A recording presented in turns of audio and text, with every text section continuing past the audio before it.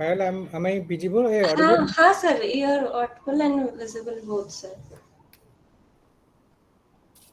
Yashwant sir, you are not audible.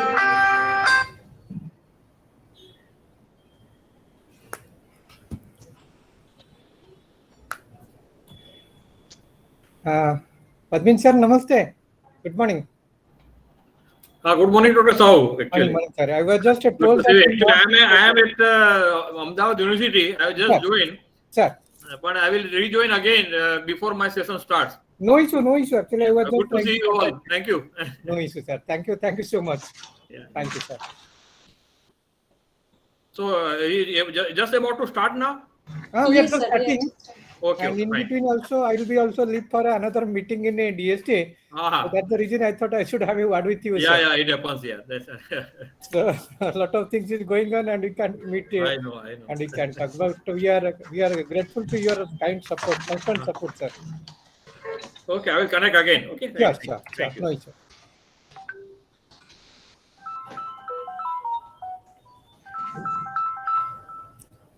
हाँ सकेत भाई.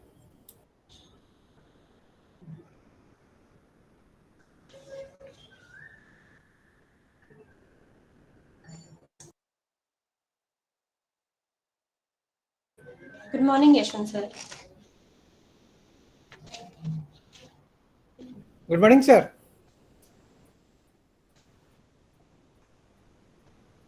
Yashwant sir, good morning. Yashwant sir, are you audible? Sir, you're muted, sir. Yes. Good morning. Good morning. Good morning, sir. Thank you so much, and thank you so much for your kind and constant support. No, it's always there. It's always. Yesterday program was a grand success. It was a great launch. Okay, great. And we thank you for all guidance in the making that audio visual. No, it was good actually. It came out very nicely. Maybe it was only total and in-house production. No. So very good. Everybody liked that. Thank you, sir. Thank you so much. So, Dr. Payal, shall I start? Shall we start? Yes, sir. A very good morning to all our guests who have joined us for this session, my colleagues here from GUJCOST and the guests from the other state assembly councils as well as from GST Government of India. A warm welcome to all of you. Today we are assembled here to celebrate the 12th theme of the Vigyan Utsav program on intellectual property rights. In this era of information technology, new ideas and information are easily accessible to one and all. In this case, there are also chances of ideas being copied and duplicated and used without giving the credit to the original inventor. Thus, it becomes very important to protect our intellectual property. Today's session has very experienced IP domain experts who will talk on multiple aspects of IP creation, protection, and their impacts. I now request Dr. Poonam Bhargav, Principal Scientific Officer, GUJCOST, to welcome our guest for this session.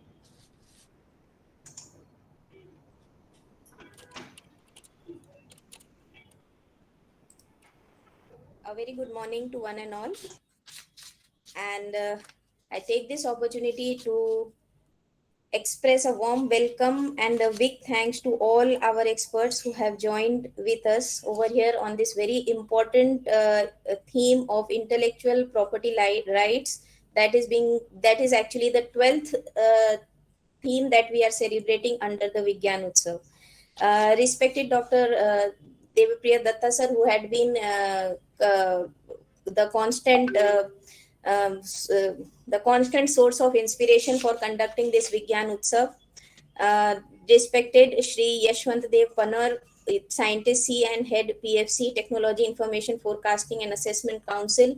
Welcome, sir, and thank you so much for agreeing to be part of this very important theme. Respected Ms. Rashmi Tyagi, Manager Cell for IPR Promotion and Management, Ministry of Commerce and Industry. Thank you so much, ma'am. You have given your valuable time to join and bless all of us, and also to express your thoughts on harnessing the socio-economics benefits of IPR. Respected Shri Padmin Guj sir, thank you for joining. I welcome you for this particular session. Satya Madam, thank you so much for agreeing to be part of our program, and Team GUJCOST once again, thank you so much, and welcome. Respected Dr. Hardik Parikh, thank you for joining with us, and welcome to all. I once again welcome one and all. I welcome all the members of the councils who have joined us on this second day of the intellectual property right theme. I also welcome all our CSC coordinators who are here, and all the teachers and students who have joined us through the YouTube channel, and all everyone who have been part of this. I welcome all, and I hope that we'll have a very nice session. Thank you. Thank you, ma'am. So we start with our traditional lamp lighting for the program.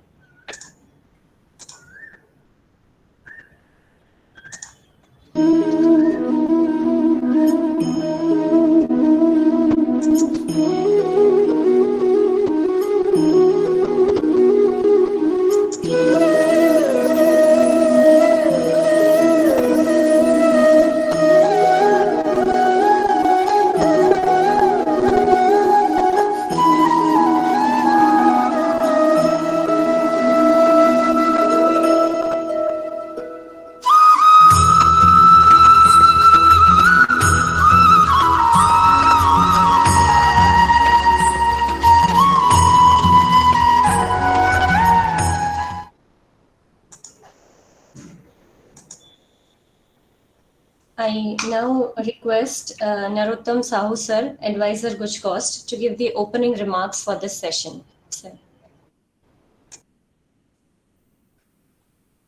Sir, you are muted, sir. Good morning, everybody. Respected Yaswant Panwar Saab, Head TIPAC, and our mentor for all the State S&T Council Patent Information Cell, respected Dr. Devapriya Datta, who is also here with us in our virtual channels at New York, joining from New York, Dr. Rasmi Sharma Madam, Dr. Abhikant, all our guest faculty of today's special session of this Vigyan Utsav on intellectual property right, and all our guest faculties, Rasmi Tyagi Madam from CIPAM, Sri Padmin Buch from IPR and convener of MSME Task Force of CII, Madam Satya Pogaru, Dr. Hardik Parikh, all our member secretaries, director generals, directors, scientific officers, and members, all our faculties from our university department, all our science coordinators from community science centers, project directors from regional science centers, my colleague Dr. Poonam Bhargav, Principal Scientific Officer, Dr. Payal Pandit, Scientific Officer, GUJCOST, and all the students. So today is a great day for us to celebrate. I think we had passed around the last 12 months on this virtual platform when we have started this program last August, and it was a great spirit. It was initiated with a great spirit of Azadi ke Amrit Mahotsav, celebrating 75 years of great freedom and great independence and great spirit for our scientific explorations. So, like our advisor and head of State S&T Council program, Dr. Devapriya Datta has started this program 1 year back with every month targeting one particular theme on STI ecosystem, which can linking the center and states, bringing the prosperity for the local level, local grassroots level community children and community members, and bridging the policies and the practices of both the state and center for a inclusive growth and for sustainable development. So we are very much thankful that 12 sessions has been organized, and every month one of our S&T Council members organizations is the local host coordinating the entire month program, and other day it is being followed by other state S&T council. So in this connection, so today is our last session on this 12th month series of Vigyan Utsav, and it is going to be concluded with a very specific and very important, significant theme: intellectual property rights. How it is helpful or significant or importance for nation development, or bringing that STI ecosystem, or making our country in the call of Honorable Prime Minister Atmanirbhar Bharat. So when we are discussing about this intellectually property right and all other benefits, we are fortunate that every state S&T council has a PIC cell, Patent Information Cell. It was initiated when back by Dr. Yashwant Dev Panwar's great initiative. Still it is continuing. We are getting the mentorship and support. It's I think 2 decades journey, more than 2 decades of journey, but still we are going through up and down this process. But as all our state S&T councils are also very well acquainted with this IPR system, IPR process importance, but still we have a 1 month deliberations and a discussion about the various issues, various component, various limit, all the limits which we are being stuck. So let us discuss it very thoroughly. Let us put this matter to our student community, students, faculties who are the next generation learners and the discoverers and the leaders. And I think whatever we have discussed, and we can every day we have a session with a particular S&T council, we can have our benchmarking our achievement or our progress or our problems with others, so that we can take it forward. So with this word, I welcome all our dignitaries, and I express my sincere thanks and regards to DST, Dr. Datta sir, Dr. Rasmi madam, and all the colleagues, including our Dr. Ravi Kant, and all our guest faculties who are here, who can guide us, can advise us for what are the best things we can practice at the state S&T council to bringing that self-reliance, Atmanirbhar, and all this independency for our own intellectuals, which is our intellectuals, as well as creating that intellectual property right culture in the state and the country. Thank you. Thanks so much. Thank you very much, sir, for your opening remarks on the gist of today's session. So let us look at the video on the theme of the intellectual property rights.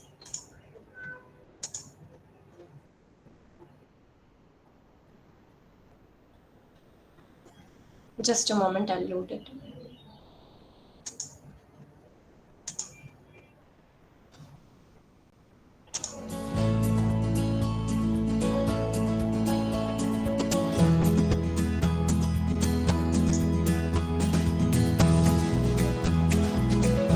Why is not coming? From morning to evening, and in every object that we use, starting from the tea we drink to the car we drive or the computer we use, all these products are someone's intellectual properties. India has a huge number of diverse traditional knowledge and rich heritage. It inspires the local community to innovate and invest. Who can forget about our struggle for getting recognition for neem, basmati, and wheat developed in our Indian territories? Intellectual property rights are the legal rights that provide creators protection for their original works, inventions, or the designs, artistic works, as well as scientific developments. The copying, duplication, alteration, and illegal duplication of these objects without the owner's consent is a serious offense. Thus, it is imperative for a common man to understand the importance of protection of intellectual property right, IPR. Ideas are important, but it is all the more important to convert these ideas to innovations. By getting IP protection of these innovations, one can turn their innovations to commercially viable products and services. In India, IPR is still in an inactive stage. Remote areas that are the hotbed for innovations are still unaware about IP and its benefits. A lot of concentrated efforts are being taken to expand the ground base of IP, but a lot yet need to be done. This has a lot of benefits to the nation at large. IP can lead to Atmanirbhar Bharat as it will benefit indigenous growth and provide export opportunities to their ideas and inventions. There is a lot of knowledge known to us but is not yet IP protected.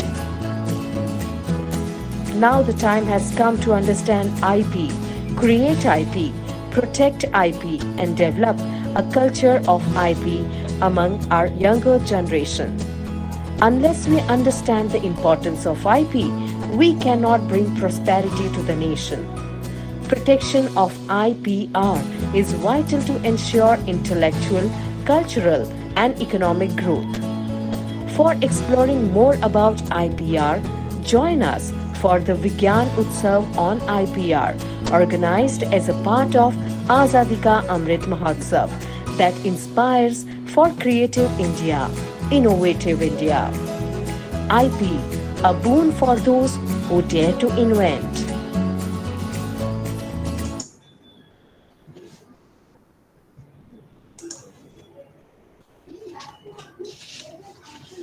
Thank you. So now I request Shri Yashwant Dev Panwar sir, Scientist F and Head PFC, Technology Information Forecasting and Assessment Council, TIFAC, for his talk on intellectual property rights, the way ahead. Sir. Thank you, Payal, for creating this opportunity. And I think we all are celebrating Azadi ka Amrit Mahotsav.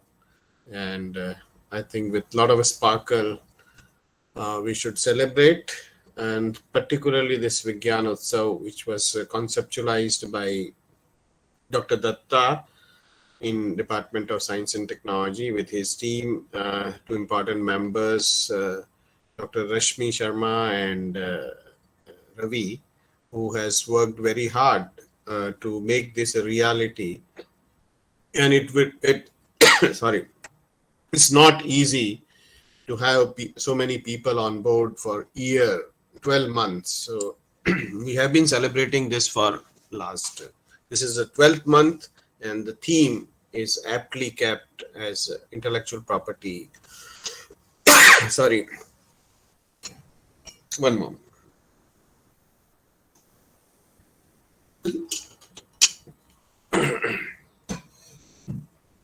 Aptly kept as intellectual property rights. And yesterday we had a session where we have shared data about different IPRs, especially patents, what has happened in this country for last 30-35 years. And we discussed and what we should do in future. There were a lot of deliberation, how it has been used for society. So we take this program forward. I think Dr. Narottam Sahu is leading the Patent Information Center at Gujarat very well. And I see very constant support from Professor Padmin Buch. He has always been an integral part of all the activities which we do in Gujarat. I also see Satya and Rashmi Tyagi from CPEM, and I think they are taking intellectual property rights movement forward, which they have learned through our scheme called Women Scientists C scheme, Kiran IPR. And I'm very happy and feeling very good that all these people are taking this initiative forward. And I have a lot of confidence in them. The future belongs to them, and they will take the IPR whole IPR system and IPR facilitation, IPR exploitation, IPR utilization to the next level. And the topic of the talk given to me is the way ahead. So I think the way ahead has already been decided through a policy framework which was put in place by DPIIT in 2016 as a national IPR policy, and that itself had 208 action points. So the document is before us, what we should do and how do we move forward. Now our responsibility is to execute those action points with a lot of efficiency, and that is possible with efforts of experienced patent information centers in the states who can really pinpoint and take special initiatives in line with national IPR policy. So that's a path which we have to move forward with a lot of vigor, enthusiasm, and as IP itself protects innovation. But if we really want to handle the system of innovation, we also have to be very innovative in implementing these policies. And following these policies, I think in Gujarat, the state level policies also give a lot of importance to intellectual property rights. Even startup policy or education policy in Gujarat gives a lot of importance to intellectual property rights and created a platform to harness intellectual property rights by providing funds to students, startups for protecting and exploiting their intellectual property rights. So we have to do some kind of innovation in the whole process, the way we are facilitating our innovators and creators through Patent Information Center, which is supported by Department of Science and Technology, Government of India, be it local schemes in a state government. And I think all those schemes need to be utilized, including iHub, where a lot of support is available for intellectual property rights. So we have been preaching to have more patents, more number of innovation. And with our efforts, yesterday also it was discussed that in last 7-8 years, in a global innovation ranking, we have moved from 81 to 46. And as a country, if we think our target should be in top 10 in maybe 3 to 4 years. So if we have to target that, then we have to identify the parameters on which we need to work. So this celebration should give us a excitement to achieve those kind of goals, and which can give opportunity to celebrate more if we are able to achieve that. See, at the present state as a country, we are at number 7 in filing international patent applications. In the patent applications in the country, and in the last quarter of last year. So I think we should really celebrate that achievement. But the word of caution or the care we need to take is, as yesterday also the issue was raised of how do we enhance quality of our patents? How do we enhance the quality of our patents? So there are 2 ways and 2 impediments for enhancing quality. One is the quality of research which is happening. Other is, despite the good research being done by our innovators, as a patent professional, where we are lacking to really understand that research and try and identify all protectable items from that research and adequately protect our intellectual property rights. So question is always now, after 25 years of implementation of this IP schemes and IP facilitation, there's a natural question comes is how much is commercialized? And I think Dr. Rashmi yesterday pointed out that we are way ahead in a percentage of IP or a patent which we are filing has been commercialized in this country. But there may be various reasons for that high percentage. The less number of patent could be. So we have to draw a balance between number of patents filed based on our research done by scientists. At the same time, I still feel as a patent professional, and I include myself in that, we are becoming a little conservative in identifying patentable innovations. And sometimes we are overdriven by feeling of obviousness in many innovations, and we close our eyes to that and try to say how it cannot be patented. So all our patentability assessment now, I feel, is directed towards that how it cannot be patented.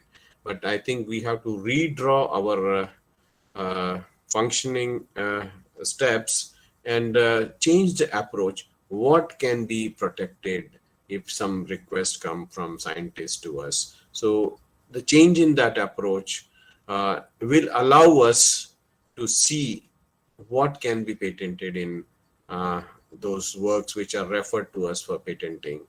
So if we try and examine through that perspective, I'm sure we will be able to enhance number of patents, and the speed and time taken by us is also a concern to many scientists. So I think we all have to work together as a team and reduce the time frame of delivery of services to our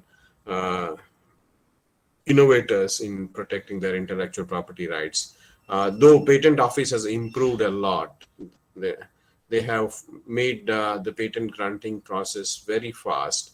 So we also, as a IP facilitator, have to cope up with that speed at which our innovator wants their patent protection, and the patent office is now delivering at a fast pace the patent granting services. So that's what the way ahead for us to really gear us up and be ready and execute action on ground. And we have to actually enhance our own speed.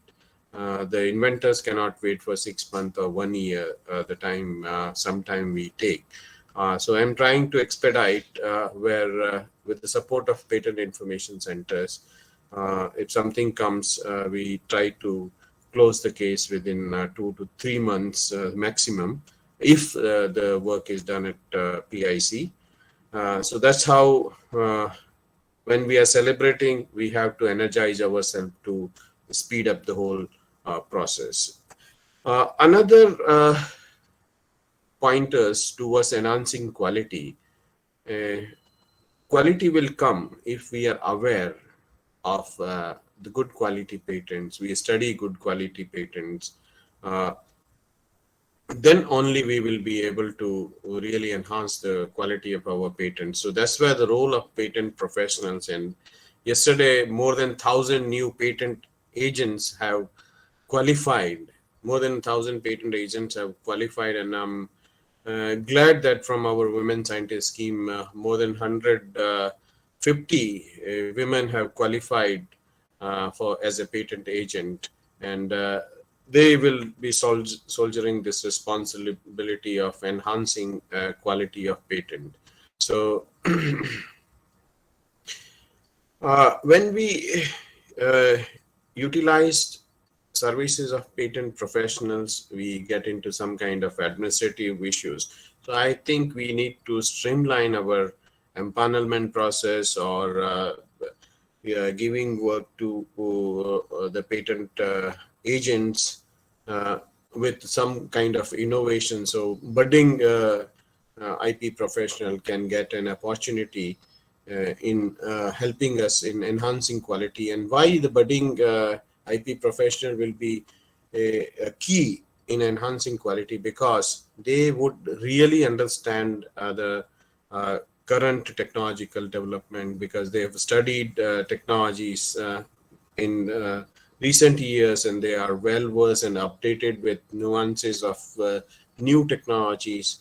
And if we look at different technology area, mostly ICT has made inroad into all the technologies. So we need to have a blend of people who can handle ICT and the core technology area. So we may require a team to have an right kind of patents. One is a person from ICT area along with the person with the core. Because if we talk about biotechnology also, so ICT has made inroad into deep rooted now into all area of technology. So that's how individual writing we have to move to a specialized and focused patent drafting for enhancing quality, as it was desired by the Controller General of Patents, that we may get some patents, we may have some patent. Are those patents enforceable? So that's where we really need to work and enhance the quality. One pain I carry in my heart, that the use of patent information in the process of research and development is not taking place as it should, because most of the time innovators are doing what they think is new, what they want to do, but they really have to assess what has already been patented, what kind of technology development has taken place in their area of technology. That's where, as a patent information center, we may have a specialized report from different technology area, or on request to the scientist, or we may train those researcher and innovator on utilizing patent information as very important input to their research and development. From Gujarat, I think while seeing the video, I get a lot of insight that how we can harness intellectual property to the next level. There's a lot of designs, maybe in GIA, that's a way, that's a bit different, and I think we are making a lot of efforts in protecting geographical indication and try to benefit society at a grassroots level. But the National Institute of Design in Ahmedabad, and I think a lot of products are being designed in that part of the country. So this is the most underutilized intellectual property is design. So when we are celebrating this Azadi Ka Amrit Mahotsav, can we take a pledge that we will make use of this industrial design, which is popularly known in other countries like design patent, as a very important IP. So actually, when we go and buy products, we look at look and feel and the shape of an article which appeals to our eyes. So how do we really make use of this intellectual property rights by appropriately protecting and exploiting? So that's the call I would like to give as one of the way forward. Now, with the government initiative, defense sector has opened up for startups and MSME and other people to work on those kind of products, and that has actually opened up a great opportunity for all of us to really generate more IP, more product, and more market, assured market. So I think we have to work in that particular area and rightly perceive what kind of IP is possible in that particular area and how that can be used for individual benefit as well as for the benefit of the country. So that if we are able to make some good progress in that, and that would be a true celebration of Azadi Ka Amrit Mahotsav and this Amrit Kal next 25 years, if we can contribute a lot with a lot of innovation and intellectual property rights in this sector, that will make us secure and give assurance of safety as a country. Now, having done that, important aspect would be marketing our intellectual property rights, marketing technologies, and effecting or securing effective licensing deal with potential users. And that will come. We will succeed in that only if we have a quality patents, if we have appropriate strategy to market and license. So we have to synthesize programs which can help us. So yesterday also Dr. Resmi mentioned that we now want to usher into the next phase of implementation of IP to get into technology transfer, facilitate technology transfer, evaluate technologies for technology transfer. And what is the major problem in IP licensing and technology transfer in academic institutions is the technology readiness level of the protected invention. So if we are at a initial stage of technology readiness level, maybe 3 or 4, then it would be difficult to commercialize those technologies because there may be a lot of problems which come in scaling up the production of IP protected technologies. And the absence of innovator during that scale up time or commitment of innovators at that point of time create a lot of hindrance to effective technology transfer. So we really have to create a platform where we are able to appropriately document all relevant information in a secure way.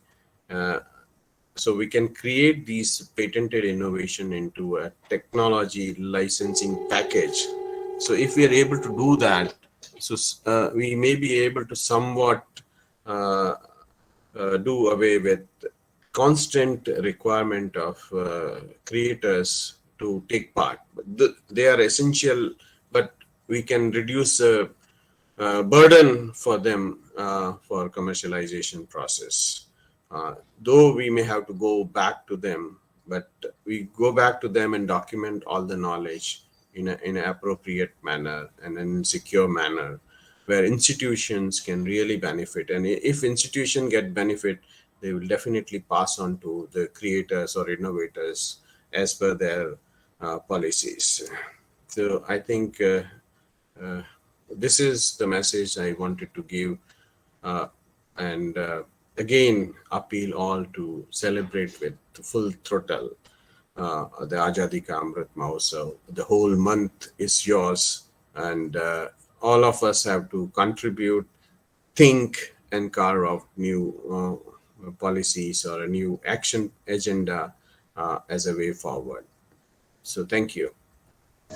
Thank you very much, sir. It was indeed a very nice and crisp, pointed talk. So definitely the Amrit Kal taken forward to an IP Kal, wherein we can improvise on the time for the delivery of services and having good IP professionals who are indeed tech savvy, and definitely the industry taking up of making use of the IPs which are already protected. And definitely we look forward to deal with the like the potential users we should synthesize programs wherein the good patents with the knowledge of IP licensing and technology transfer is being passed on so that it can be put to good use. Thank you very much, sir. Our next speaker for the day is Ms. Rashmi Tyagi. She is a manager at Cell for IPR Promotion and Management, CPAM, Department of Promotion of Industry and Internal Trade, Ministry of Commerce and Industry.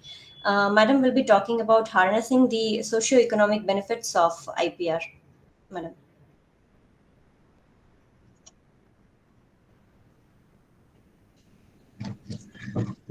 Thank you, ma'am. Good morning, everyone. So am I audible, ma'am? Just for the confirmation. Yes, ma'am. Yeah. So, good morning, everyone. So, first of all, I would like to congratulate DST, TIFAC, GUJCOST, and other states' science and technology councils for coming up with this initiative of celebrating the Vigyan Utsav and taking it forward. And I'm also thankful to GUJCOST for providing me this opportunity today to share my views on the topic harnessing the socio-economic benefits of IPR. So I've compiled few of my thoughts, and today I'd like to share some of them with you. So as we know that intellectual property, it comes in many forms. It can be in the form of books, music, designs, processes, marks, geographical indications, or even data or information which is used in industry or commerce. And as also mentioned by Yashwant sir, that in the recent years, there has been a tremendous increase in IP applications, and which clearly reflects the growing importance of the technology and innovation in the global economy and our daily lives too. So, like any other property, intellectual property rights also has economic value. And in fact, we all know that this economic return is the main factor in motivating further development of intellectual property. Laws are required to protect this intellectual property, wherein the holder of the intellectual property right is granted an exclusive right to exploit this property either by self exploiting or by licensing it to others for monetary benefits. And due to the monopolistic character of the intellectual property rights, the utilization of these rights is limited under certain conditions, which are well specified in our various IP legislation. Mm, as intellectual property, it stirs the interest among people concerned, and it facilitates the well-being of human life. It provides income, and it causes movement of all kind of resources, and therefore it creates an income, an industry and commerce. And from economic perspective, I can say that intellectual property rights are now assuming an increasing role and importance in international trade, investment, in economic relations, and in economic growth. So apart from economic benefits, the intellectual property also plays an important role in social development of mankind. In today's knowledge, we would acknowledge that the product of the intellect, it has become an increasingly important basis of the socio-economic progress. Further, the importance of innovation continues to grow as we respond to the critical global challenges of our time. For example, the challenge we are facing, climate change, global health, challenges related to global health, and the challenges related to food security. So these issues are a threat to our very existence, and thereby they calls for an accelerated innovation in the development. These developments can be dedicated to the green technologies in, and for example, in health, we face the massive challenge of new diseases and other threats.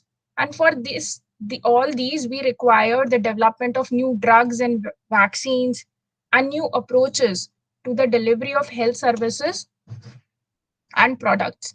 Similarly, there is a need for innovation in biotech and other attendant technology, for example, such as robotics, which can again support our sustainable agriculture.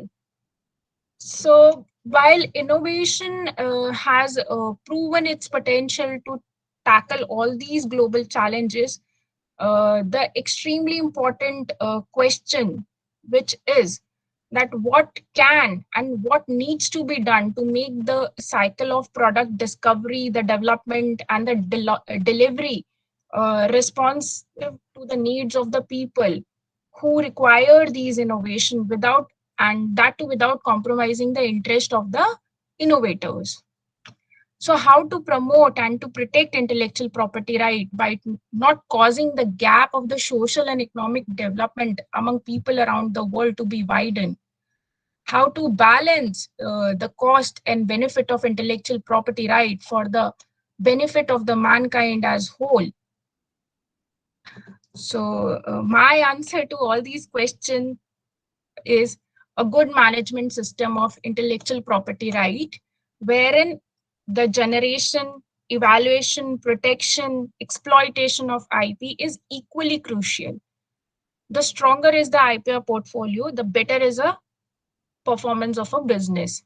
And as such, it reflects, it is an important signal for our economy and society.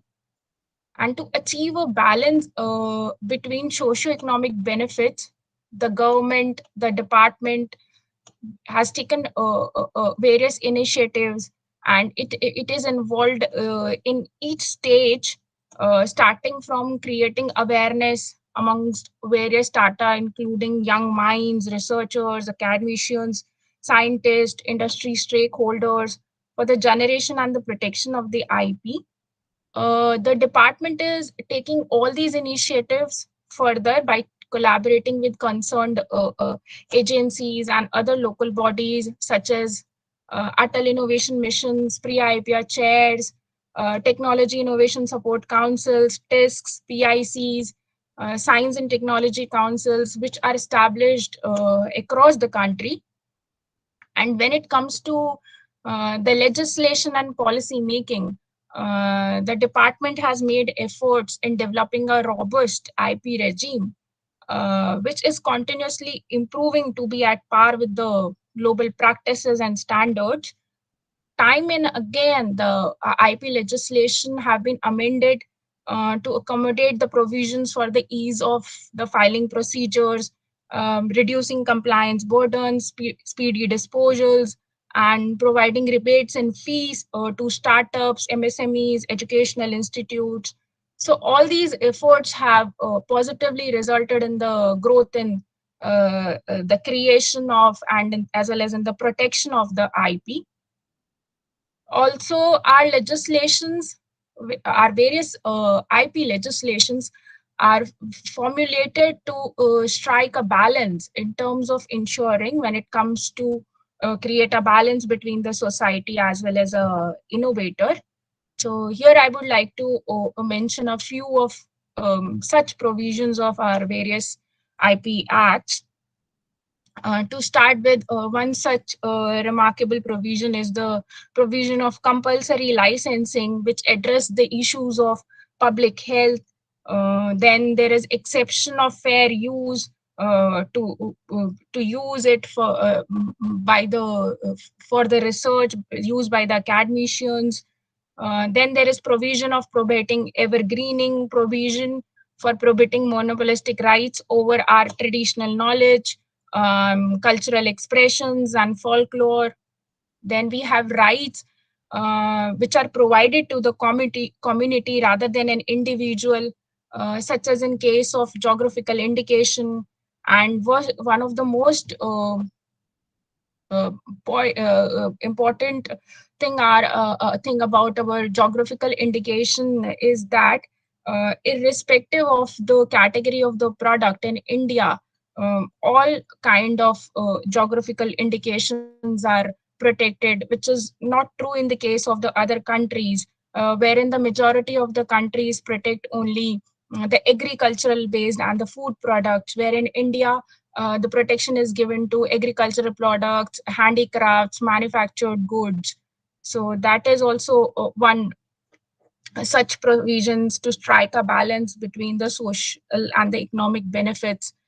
Then for the protection of to the beneficiaries such as performers, producers, broadcasters, which also includes the producers in the digital environment and producers of phonograms. So this all has been taken care under our Copyright Act. Then there is an entire set of rights which is being given to the farmers, which is in addition to the breeders' right. under the PPVFRA Act of our country, and which in itself is unique. And India is the only nation which has an entire set of rights for farmers. Then we have measures like the measures requiring prior approval from National Biodiversity Authority under the Biological Diversity Act for applying for a patent or on any invention which is based on the biological material obtained from India, and also for undertaking any research on the Indian biological resources and or any associated knowledge under the Biodiversity Act. And this measure ensures that the third parties they do not illegitimately gain IP rights over our traditional knowledge. And then there are provisions of excess benefit sharing for indigenous and local communities, which are involved in the preservation and dissemination of our traditional knowledge. Apart from said measures in our IPR legislation, India is also putting forth at various international forums its stance of preventing the earnest grant of patent on inventions which are based on traditional knowledge of India and misappropriation of local communities. India has also been strongly pushing for mandatory disclosure requirement so that the traditional knowledge which is associated with the genetic resources that may be identified and it is prevented from granting patent protection. India is also pushing at making TKDL, our Traditional Knowledge Digital Library, as a part of the minimum documentation, so as to make sure that the India's traditional knowledge is not monopolized by any other countries or it is exploited for the commercial benefits. And this effort of India is in line with the defensive protection of the traditional medicines to preclude any illegitimate patents. So I would like to say that a lot has been done, but to harness the adequate socio-economic benefits of the intellectual property, there's still a need to enhance the international competitiveness of the industry and our business, which is mainly dependent, rather it is driven by the knowledge-based technological process. And the set balance of socio-economic benefits can be achieved by a well-functioning national system of innovation, which at its core has a strong, modern, and a well-enforced intellectual property system. So I would like to conclude here by saying that the world will be a better place if the balance of cost and benefits of intellectual property rights can be kept in check and fairness is given to everyone in the world. Thank you. Thank you so much.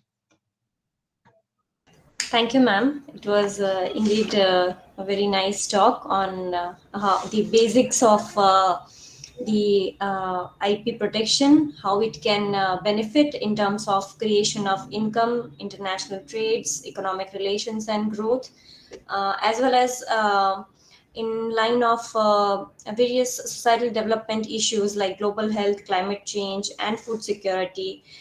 Definitely, if we are moving towards this green technology, we can use it for the socio-economic benefits, harness the benefits by claiming the IP on these technologies. And definitely a balance needs to be struck between the benefit of the people and the inventor. So thank you very much for your talk. If anybody has any question from the audience, we may take up a couple of questions from the audience. You can just unmute and ask your question. Or you may put it in the chat box at any, say, later point of time and we can take it up. Let us go through a short video compilation of the innovators who are benefited from the IP registration here. So I'll just play a short video.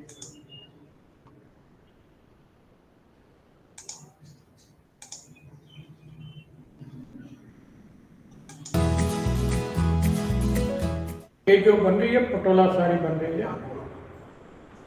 ये पटोला साड़ी की खासियत ये होती है कि जो साड़ी में design होती है वो डिज़ाइन प्रिंट नहीं किया जाता है, लेकिन उसके धागे पर पहले से ही डिज़ाइन बनाई जाती है।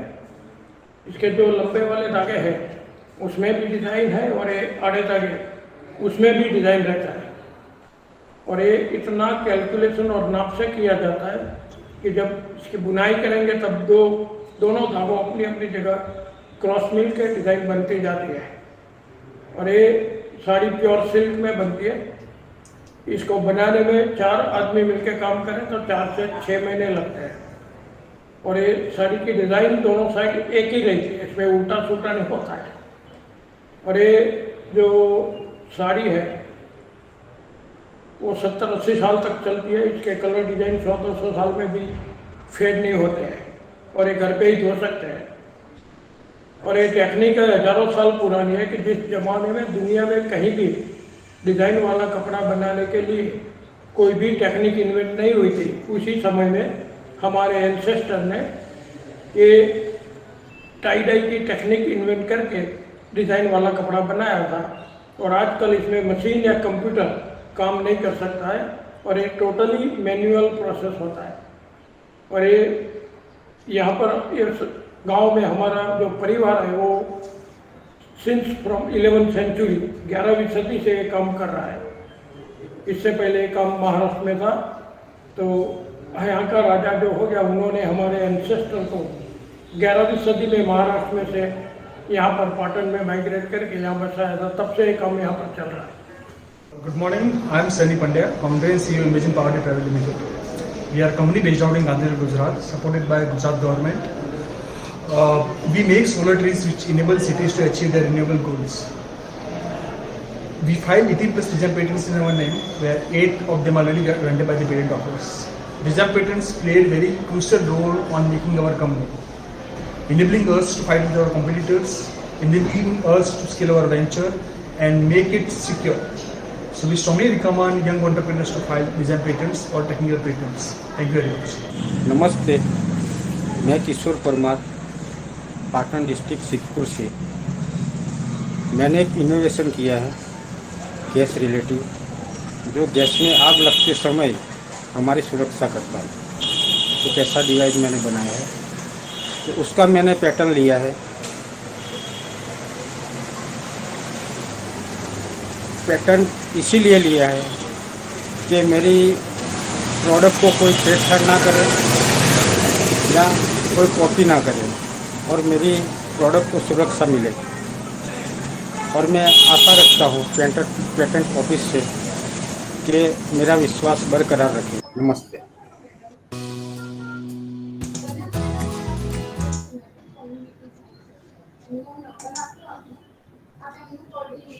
So this was a short compilation of few of the patents, like a few were design patents and the GI registered, the Patan Patola. How these inventors, basically the video was to showcase how these inventors, how they are now getting aware more about protecting their knowledge and putting that to good use. Moving on, our next speaker is Padmin Buch sir, a senior domain expert, IPR, and convener of MSME Task Force, CII. Sir will be talking about the IPR ecosystem in Gujarat. Sir. Okay, thank you, Dr. Payal, and thank you, GUJCOST, Dr. Sahu, and my fellow panelists. It is always a great pleasure to be part of this Vigyan Utsav with the theme on IPR. Also, great pleasure to get involved with Department of Science and Technology and GUJCOST. Okay, my presentation is about the IPR ecosystem in the state of Gujarat. As all the people know, that the ecosystem is something which is a kind of supporting system which helps someone to go ahead in the initiative, and particularly domain like intellectual property right, having a good, friendly, user-friendly, vibrant, and of course, continuing evolving ecosystem is so much necessary, we are fortunate that both at the national level and the state level, we have a well-placed ecosystem. I have got my presentation, and I will be sharing the presentation to be complete in the given time period of time. Okay.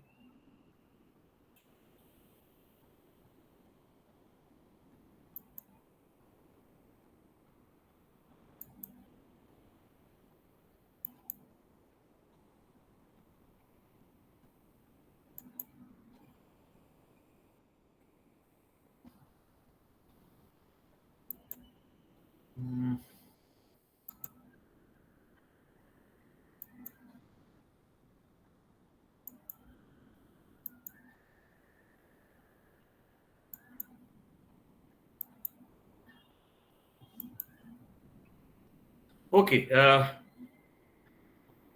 Is it visible? Yes, sir, visible, sir. So I am audible and my presentation visible, right? Okay, fine. Thank you. So IPR ecosystem,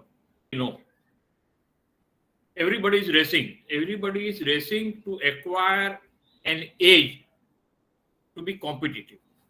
But is everyone racing in the right manner? As this picture shows, symbolic picture shows, the four gentlemen are running because somebody else ahead is running. Now, this doesn't give a competitive edge. This doesn't make somebody a competitive. So what is requirement? Innovation is the key, my dear friend, as you know very well. Something different, something innovative. This innovation doesn't have to be a very big rocket science. An innovation which is relevant, which is useful, which is meaningful, which adds value to the proposition is something which gives you a competitive edge. And this is what is the kind of innovation I am suggesting we talk about. What is called a workable innovation. What is workable innovation? That innovation and the proposition after the invention has to be business-wise viable. It should have demand, what is called desirability. And it should be feasible to make it, implement it. Viable, desirable, which is a demand, and feasible. Such kind of innovation, I am going to repeat, not necessarily big innovation, but workable innovation are the requirement, and this innovation creates what is called intellectual property. Hindi में इसके लिए बहुत अच्छा शब्द है बौद्धिक संपदा और बौद्धिक संपत्ति. Something created out of human intelligence. That is the concept of intellectual property, my dear friend, as we all know. And it's a huge concept.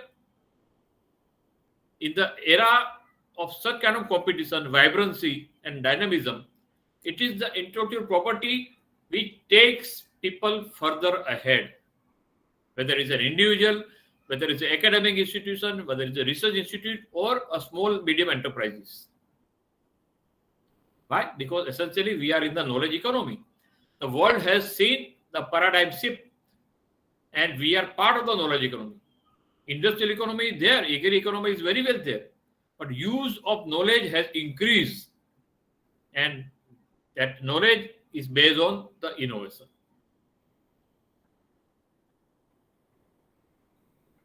Essentially, every entrepreneur, whether it is a small, medium, large, every business starts with an idea. Something happens, something takes place, shape in somebody's mind.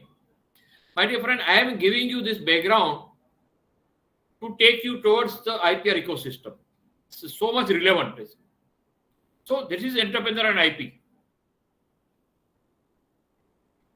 And that is why it is called, for whether it's a startup, whether it's entrepreneurs in general, whether it's a micro, small and medium enterprises, intellectual property right is an effective tool. Effective tool for them to take their business further, to get connected with the market. You do innovation, protect under IPR, and take it to the market.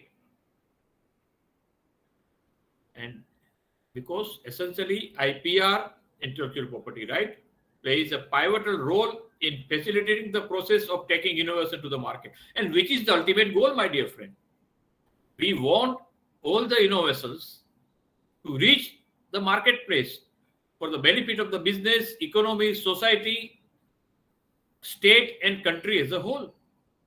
Innovations are meant to make the life easier. Innovations are meant to make the business better, efficient. And once one protects that innovation, whether it's a patent or a design or trademark or GI or copyright, it makes easier for the innovator to take it to the marketplace. He or she is secured. And that is why this is the cycle, what is called IPR cycle. You create intellectual property by way of innovation. You protect the innovation, whether it's the patent, whether it's a trademark, whether it's a design registration, which makes it a protected intellectual property. And then it's easy to go to the market. The successful market connect happens once you got an innovation fully, properly protected. This is the key cycle, my dear friend. It's so important it's called a smart approach. And the ecosystem for intellectual property right has to support each of these three phases of intellectual property cycle. The ecosystem, whether it's the national level or a state level, has to support the creation, which is an innovation part, then protection, which is giving them the IPR, and also connecting with the right kind of market segments. So this is the IPR ecosystem we are talking about. As we know, in the left-hand side it is said, intellectual property right is under the purview of national government of India. Okay, it is there everywhere in the world also. The intellectual property right framework, its policy, framework, implementation is essentially under the central government only. IPR legal and allied framework in our country is in compliance with the World Trade Organization and also the TRIPS agreement, which is a trade-related intellectual property rights. My dear friend, India, we are fortunate that India has one of the best IPR framework in place. It is not only the on paper, implementation part also, it is one of the best things in India. And they are in compliance with the world. And the state government and other allied organizations are playing what is called facilitating role. It is the government of India, central government decides the policy, but the state government has a huge role to play by facilitating, encouraging, motivating the IPR. And that is what ecosystem is all about. For IP creation, which is essentially the innovation part of it, creating an intellectual property, the ecosystem should have incubation centers for protection of the innovation under IPR. There are patent IPR facilitation centers. There are also a large number of qualified, recognized intellectual property rights and legal professionals. And for the market connect, there are business and industry association, also some of the patent and IPR facility centers, also some of the incubation centers. In this kind of ecosystem, there are some organizations, there are some agencies which have an overlapping of the work. For example, an incubation center will not only encourage going for a good innovations, but that center may also help in getting them the patent, and some of them may even help in getting them to the market. These roles are fairly well defined, and there are several organizations in place. We'll talk about them. So all these are there in Gujarat. Gujarat has a good number of very good dynamic professional incubation centers. There are several patent and IPR facilitation centers. There is a good number of professionals working in the field of intellectual property right. And of course, many of the industry associations have become now active towards this particular aspect. This essentially is the ecosystem for intellectual property right in Gujarat. Again repeating, encouraging, supporting innovation to create IP, encouraging, supporting, facilitating to get the patent and design, and then taking them to the market. For example, I am showing just some of them.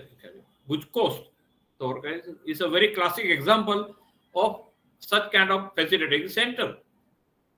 There is a cradle in the institute called EDI, Entrepreneurship Development Institute of India. Cradle. I am also one of the mentor in Cradle. It is catalyzed and supported by NSDPM Division, Department of Science and Technology, Government of India. Then there is a Gujarat Technological University. Gujarat Technology University is an umbrella body under which most of the engineering colleges, most of the pharmacy colleges are there. And it has an excellent incubation center, which has recently tied up with a WIPO also. Then there is a Vigyan Grassroots Innovation Incubation Center under IIM, started by Professor Anil Gupta. They are focusing on grassroots innovations, which are essentially in villages, farmers. Then there is a university, Gujarat National Law University, a very premier institute, which has an excellent IPR system, incubation center. GUJCOST has a tied up with GNLU. All these are very much part of IPR ecosystem in the state of Gujarat. These are the things, as I said, there are more also. Like IIM, there is a CII at Indian Institute of Management, Ahmedabad. Then there is a body called iCreate of Government of Gujarat, as I say, and many other universities in Gujarat. You pick up many of the universities, whether there is a Swarnim Gujarat Startup University, or there are Gujarat University, which is a GUSEC, there is a MS University. Practically all the major recognized universities, academic institutions of Gujarat have incubation center. It's very important because geographically they are well spread out. So the people in that geographic segment in the state of Gujarat have an easy access.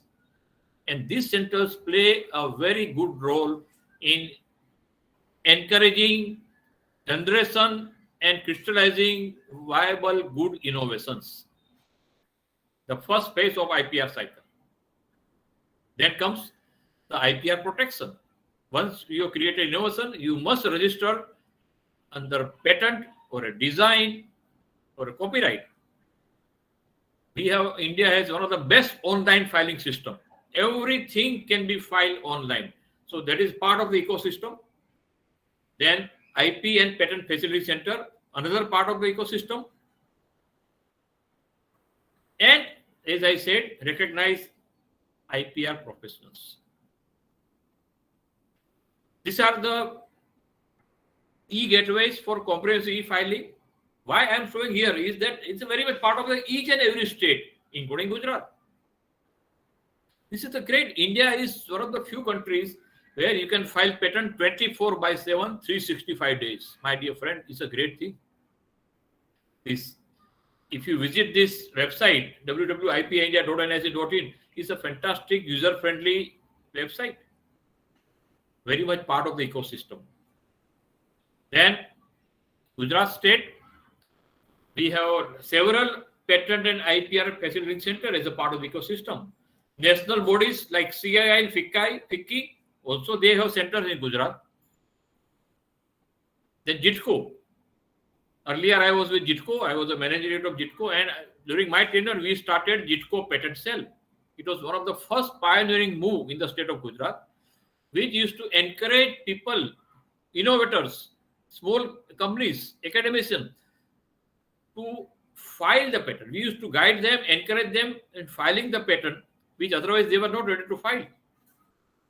JITCO had filed almost 70 patents, and all these patents, or most of the patents, were such which otherwise they would not have filed. Then GUJCOST is very well there. Cradle again and CII are there. So as I said, there are some of the organizations which play more than one role as a part of the IPR ecosystem in Gujarat. They encourage innovation. They also encourage, facilitate filing of the patent and getting them the other IPR component. And then comes the third and a very important part is a part of the IPR ecosystem of market connect. Taking the innovation after protecting under the IPR to the market. It is so much important because we don't want such kind of innovations to remain confined to the four walls. It has to be of use of the business, industry, and society as a whole. So ideas are there, the marketplace is there, and then it gets implemented. One of the major organization in Gujarat IPR ecosystem is a body called iHub, what is called Innovation Hub of Government of Gujarat. There are also, as I said, business and industry association. For example, there is an association of pharmaceutical industry, Indian Drug Manufacturer Association, Gujarat State Board.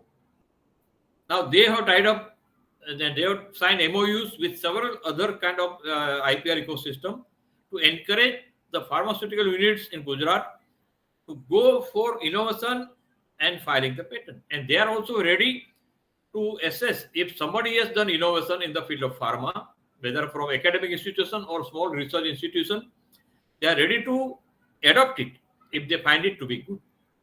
Then, as I said, national level bodies like FICCI and CII are also helping in market connect, as also are EDII and CII and other issues. But the key, according to me, are that these two, business and industry associations, have a great role to play.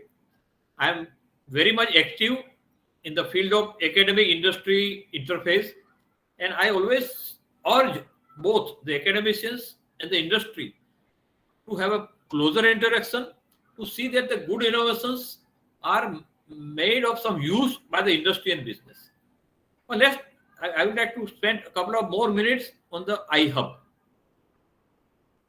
iHub is the state level IP facility center as a part of the Gujarat Student Startup and Innovation Hub, which is called iHub.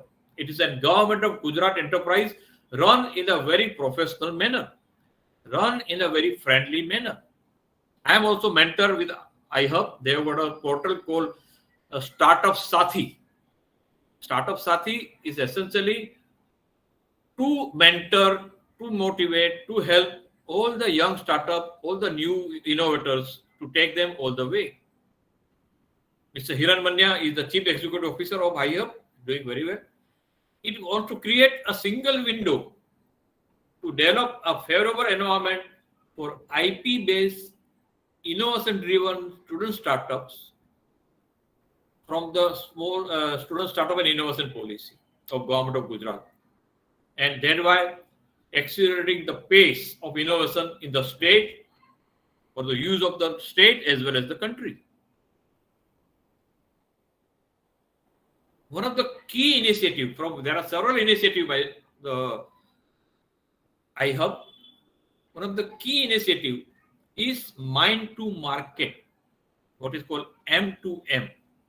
Now, this is the third and important part of what we call Ipr cycle. Idea is generated, idea is protected under IPR, but to taking to the market is the key, which is not always easy. iHub has created this mind to market portal, and there are several verticals. There is a mind to market for the pharmaceutical, for the ceramics, for the textile, for the engineering industry, for the ready-made garments, and also for the service industry. And industry leaders, industry innovators have been dropped in as a part of the mind to market, and they help the innovator in making them understand what is good, what is required. So, my dear friend, this is a very important component of IPR ecosystem in the state of Gujarat. Towards conclusion, India and Gujarat have an excellent ecosystem. We are proud of that. And this ecosystem essentially encourages, mentors, and also provide financial assistance, whether it's a state level or whether it's a central government level. Idea is to see that nobody who has done some good innovation stops at that level. There is enough encouragement, enough guidance, enough mentorship, as also financial assistance, so that that person or a small scale business house or academician goes all the way to get the patent, get the design registration, and make use of it. For example, as a part of the Gujarat ecosystem, there is an excellent policy called Student Startup and Innovation Policy, SSIP. I am a part of this. I am one of the member of this panel. It is so much user-friendly and so much looks. Entire ecosystem of Gujarat, particularly the university level, is under SSIP. Universities, education institutions, incubation centers, institutions, establishments are all eligible to get the benefit under SSIP. If a student or faculty files a patent, he or she doesn't have to pay any amount. Everything is taken care of. The policy is supposed to benefit more than 1.4 million students and support 1,000 innovations per year, and at least 200 education institutions over a period of 5 years are to be covered. Things are really happening in this SSIP, and that makes the Gujarat IPR ecosystem very vibrant and dynamic. This is the Startup Gujarat cell, which helps the startups and other also innovators to go for all the way. It's very much part of the IPR ecosystem in Gujarat. The new industrial policy announced and enforced by Government of Gujarat in the year 2020, it is up to 2020 to 2025. It's one of the best policy to emerge in the state of Gujarat, and that gives a lot of focus on innovations and IPR. For example, the new industrial policy of Government of Gujarat encourages research and development, which is essential to create the intellectual property. It is the research which leads to the innovation and invention. It gives assistance for contract and sponsored research work from any industrial enterprise, industry association to recognize R&D institutions, technical colleges approved by AICT. 50% of the project costs will be considered for giving them to financial assistance. Another thing, encouraging technology acquisition. For the first time, the Government of Gujarat is going to provide fiscal support to the industry, whether it is a small or big, in acquiring technologies from recognized institutions, as well as in acquisition of patented technology from outside India. They say, no problem. You can acquire from outside India also. It could be patented also.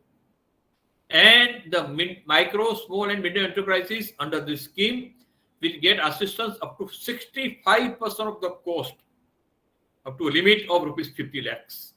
My dear friend, this has made the IPR ecosystem in Gujarat even more viable and more friendly.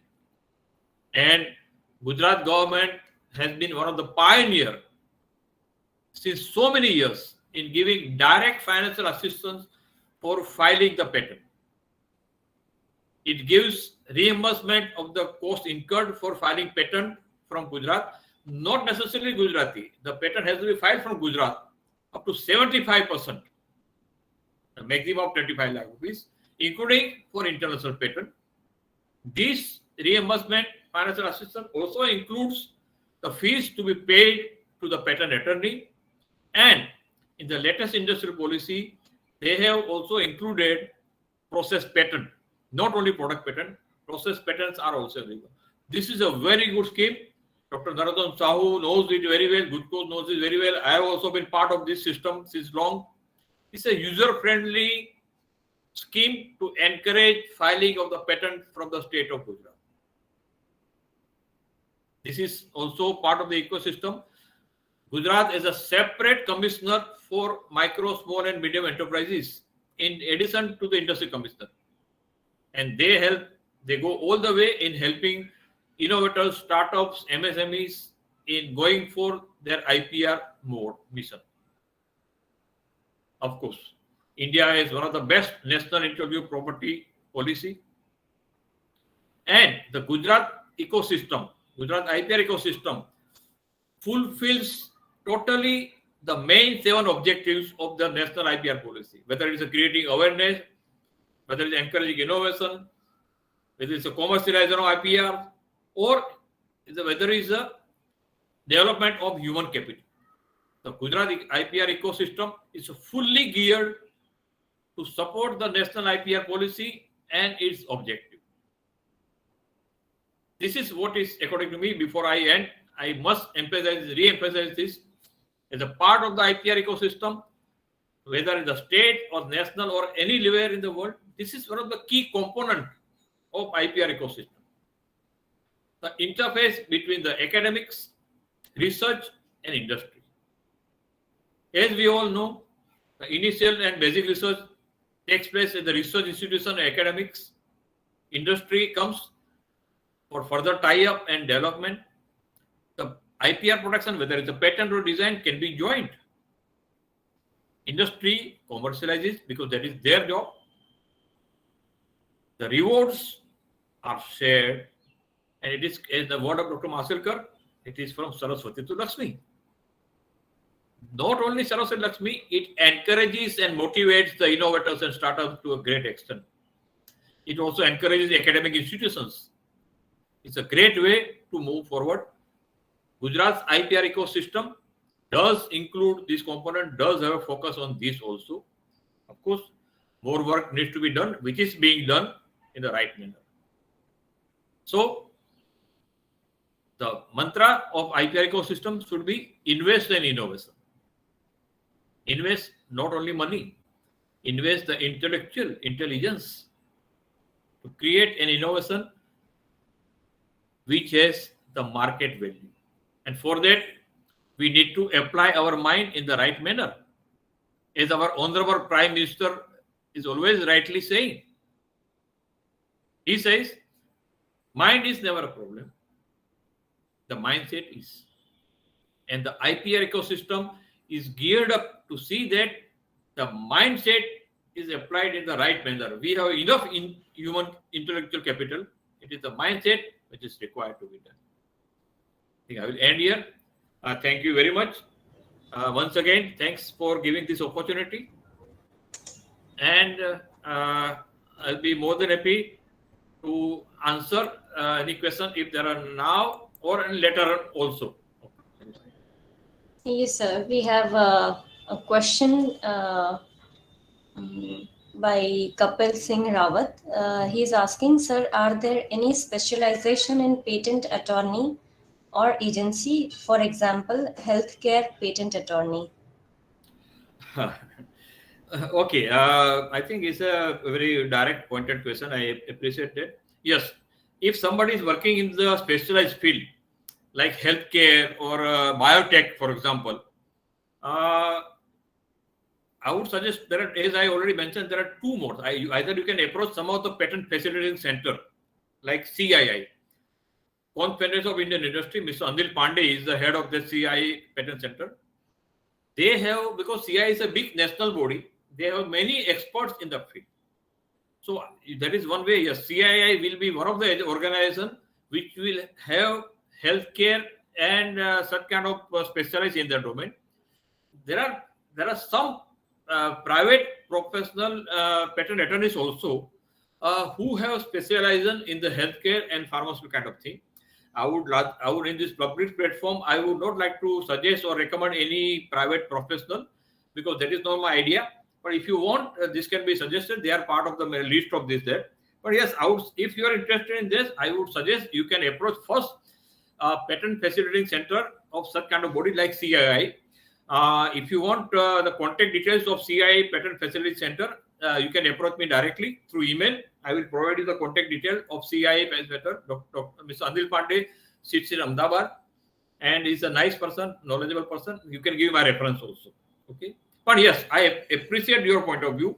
If you have specialized innovation, please approach specialized agency only.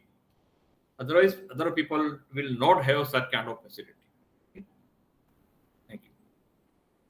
Thank you, sir. Any other questions from the audience? You can directly unmute and ask your question, if any.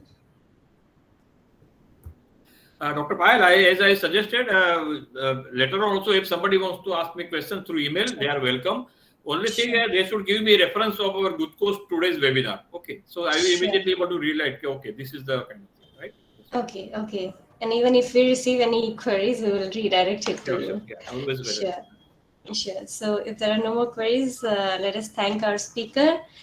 Thank you very much, sir, for bringing out the IPR ecosystem in Gujarat so very well.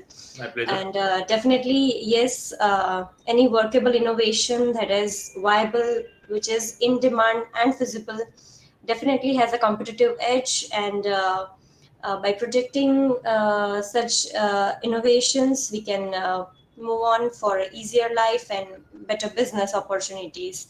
Right. So thank you so much for your talk. We move on to our next speaker, Ms. Satya Pogaru. Madam is an IP consultant and a patent agent, presently the Vice President, Engineering and Software Group at Lexpert Consilium LLP. Madam will be talking about patents and GI. Madam? Yeah, am I audible? Having you after quite a time. It's a pleasure. Am I audible? Yes, ma'am. You're audible. Yes. Thank you so much for the invitation, and I commend and congratulate GUJCOST for conducting a month-long Vigyan Utsav, and I also would like to convey my regards to my mentors, Dr. Narottam Sahu, Yashwant sir, and Padmin Buch sir. It's always a great pleasure to learn from you, and that's how my knowledge today in IP is. And also, I would like to convey my regards to fellow speakers, Ms. Rashmi Tyagi and Dr. Hardik Parikh. Nice to be having you all today here.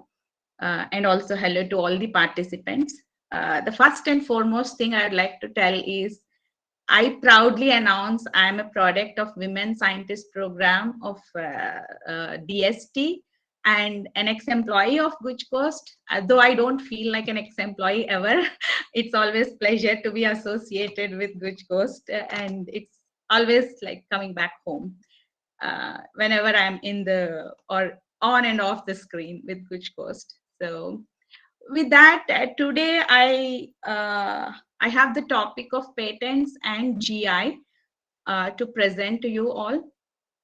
To me, starting from the slides that Dr. Payal presented, the gist of like the program, it's very, very good. Like it shows like why IP is important and where you see your IP in everyday life, from toothbrush to tablet to cell phone to any item that you see in your everyday life. It has an IP protected most likely at some point of time.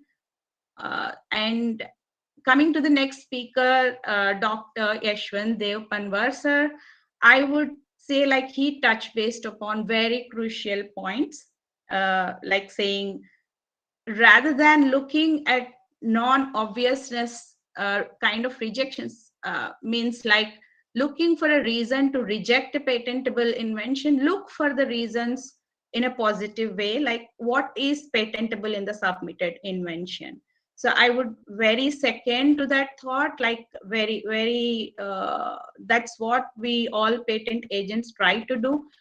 Whenever you get an invention, it may or may not look patentable when you read through it, but then as you talk to the inventors, get more information about it, certainly there are aspects which every person does in a different way, and probably they are enhancing your results, probably it's making the product better, or it's probably making the product cheaper. Some of those aspects, when you talk to the inventors and get the information, obviously you will find out that there are certain aspects that you can protect in the inventions.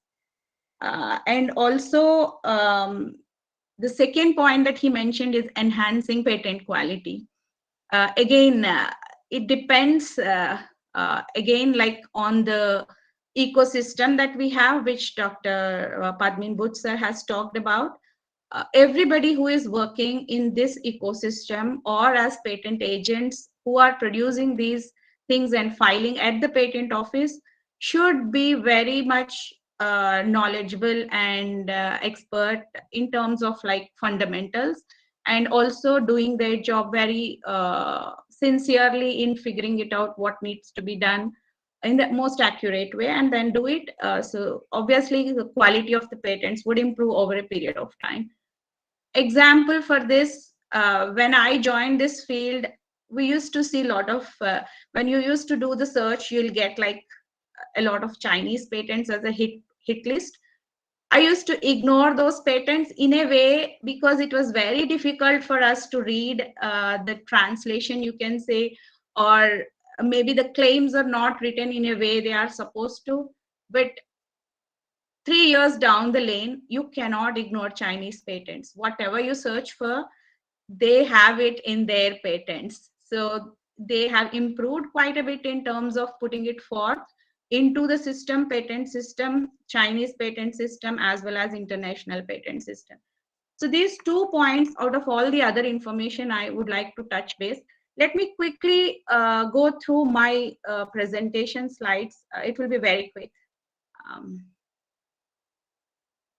Yes.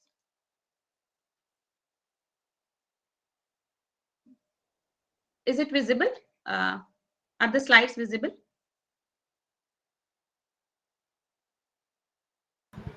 Yes, madam. Yes, thank you. Visible. Yeah. So there are, you saw speakers telling about different types of patent, different types of IP at different points in their speech. Today I'll be mostly covering patents and GI very briefly, and also touch base upon industrial design, because it is very closely related to any startup business or patents as well. So again, patents, as you know, are for inventions. It can be related to technology, it can be related to products, it can be related to processes. So there are 8 kinds of IP that I listed here. Everything has its own requisite for what qualifies as patent, what qualifies, which work qualifies as copyright, which work qualifies as trademark, so and so, and the terms of time related to each of those IP. For example, patents are for invention and for 20 years lifetime is from the date of filing of the patent. Similarly, copyright is for any book, authorship, poems, whatever you do in terms of writing your new material, any reports. It's 50 to 70 years from the after the author's death or after the author's lifetime. It is valid so far. And trademark, again, any brand name you see like Twitter or Amazon or Britannia, all these are for brand name and they're perpetual. As long as you are protecting it in the system, using it as they are perpetual, you can use them forever. Industrial design, again, for the look and feel of the product. It doesn't protect any functional features. Again, you can apply it at the proper registry, design registry, you will get 10 years lifetime, plus 5 years you can extend it. Again, geographical indications, they are reputation of a product from a particular place. They have the special quality. Again, they are perpetual as long as you are maintaining your application or GI and then paying the fee in the correct time frame. Similarly, trade secrets, anything that is undisclosed information, again, this is perpetual. Though we don't have a specific trade secret regime, we do have protection under common law. But there are certain things that needs to be done to qualify a particular thing as a trade secret. We have, again, an act under layout of IC circuits. Again, for protection is for 10 years. Any circuit that you develop for any electronic item, you can protect that layout under this act. Like Rashmi Tyagi madam told, like for farmers, you can protect your new varieties of plants under New Plant Varieties Act. Again, on top of that, we also have TKDL, Traditional Knowledge Digital Library, where all our knowledge that is passed on or existing from long time has been being digitized and put it into the library. So those are the things. Why you want to patent, or what is the importance of patent? We have seen like from all the talks, but then if you look at any business, maybe it's Google, maybe it's any other business, you can look like they are constantly innovating. Even Amazon does that. So if you look at this particular slide where you have Lego blocks, the person who invented this Lego blocks is a wood toy maker, and then slowly when he realized that whatever he is making wood blocks to build either a house or anything, the children are not able to keep it intact, they are like falling apart. So he got an inspiration to design this locking system, interlocking blocks. And you know the importance of that till date, even though the patent has expired, people do prefer going back to Lego systems and then buying those.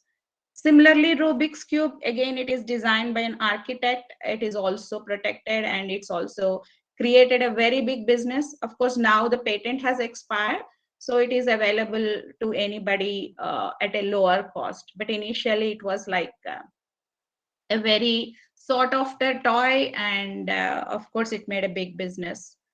Again, inventions, as my motivation for all these pictures or slides is that a product like a paper holder, or like a slinky toy, Rubik's Cube, a shoe, a water sprinkler, a chair, a water bottle, whatever you consider, they are all patented, they're all protected.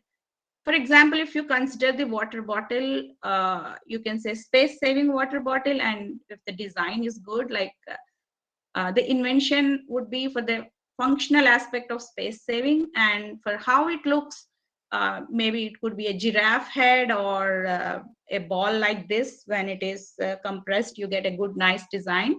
So these can be protected both in patent as well as in design for the look and feel of it. So these are the just products to just instigate your mind, like, okay, you can also look and see the innovative features in everyday products, even the simplest of the products. One important point in patent system altogether is it's a quid pro quo system. What does it mean? It means give something to take something. What are you giving and what are you taking? What are you taking is a monopoly on the invention for 20 years, so you can stop others from practicing your invention. But what are you giving in terms of that, for return of that?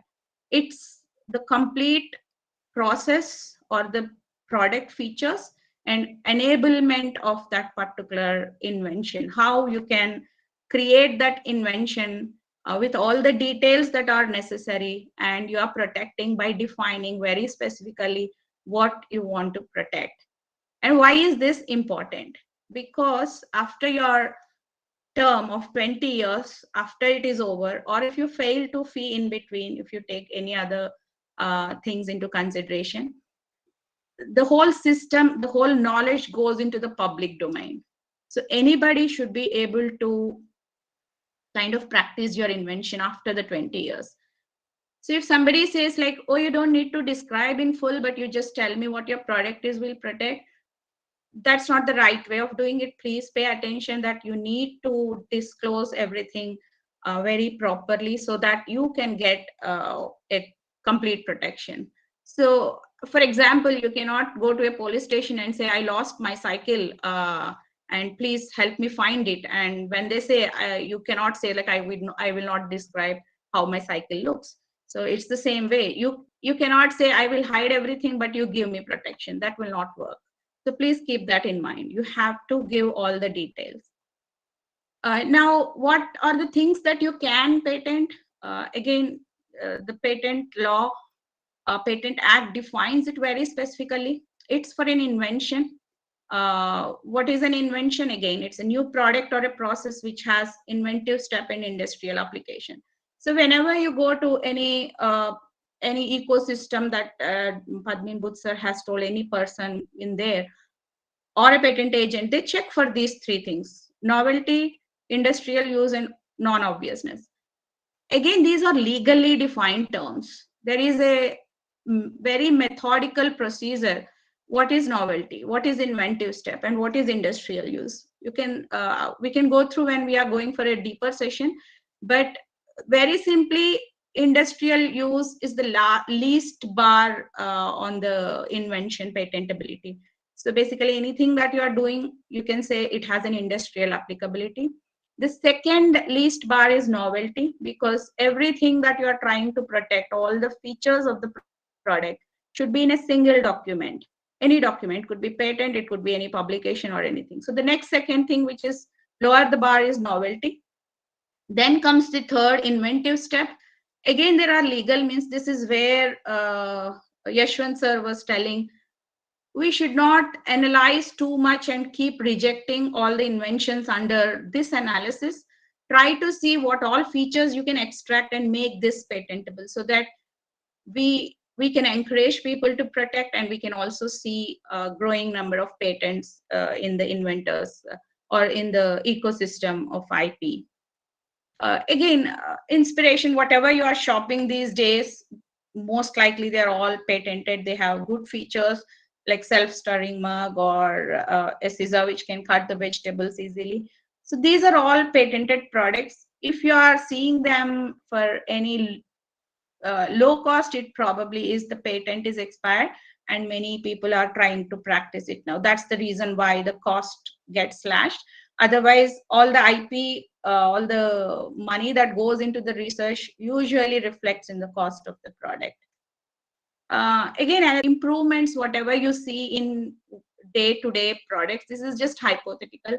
If you take somebody has invented a pencil, you can always think of improvement on that particular invention. For example, a pencil with eraser, and still you can protect your invention B, which is an improvement. Similarly, you have a toothbrush, anything that has a suction beneath it, and then it can stand so that it doesn't drench in water all the day long, or it can be dried very easily.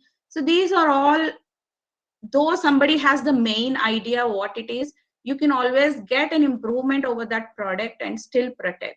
So we call this, in patent language, building fences.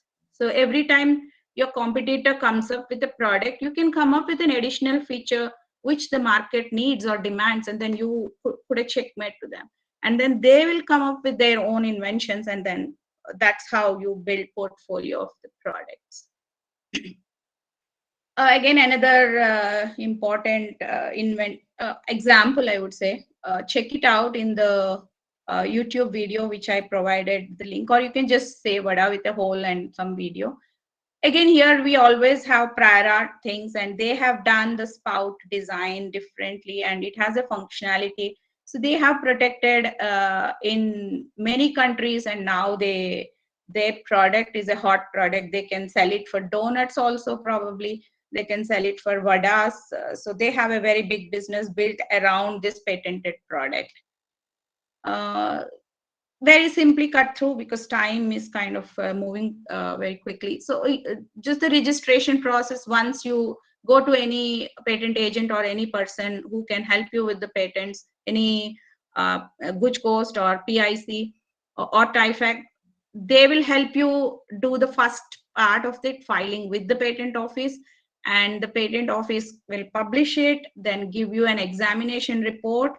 That's also, there are rules and other procedures to be done to get moving in this process. But once the examination is done, of course, there is an interaction between the patent office agent and the inventor in replying to the objections raised. And of course, there are other steps of pre-grant opposition, post-grant opposition. Cutting short everything, at the end of the at the end of the procedure, you'll listen either it's a grant or a reject. So that's the generic process that I put very shortly. Again, I just want to touch base upon industrial designs, because they are very closely associated with patents. They protect look and feel of the product. You go to a shop and buy a specific watch, or a specific car, because apart from the company name, you also look for which design within that company which is very good. So those are the ornamental and aesthetic aspects that companies protect under industrial design registration. So you can protect for your, if you have a startup, you can protect your features under industrial, protect your design, the look and feel of it using the industrial design. And in the clip, Dr. Payal has presented about the inventors, Shani Pandya, the second inventor. He has protected his business with the help of designs of his wind, of his solar generators. So you can build your business on that. Again, when you are doing a product, it's not just one IP. There are many elements that you can protect: patents, trademarks, design. Some of them, if you don't want to reveal, you can keep them as trade secret. And copyright, like all your logo, all your text that goes with the product, how you present it, this all can be copyright as well. So look for different elements that you can protect. That way you are protecting your whole business from different aspects, like you're fortifying your business from different angles. Again, geographical indication is another topic that I need to talk on. I would quickly do in 2 slides the summary of it. One, for geographical indication, the product has to originate at that geographic territory. And that product has to have the qualities because of the geographic location from which it has originated.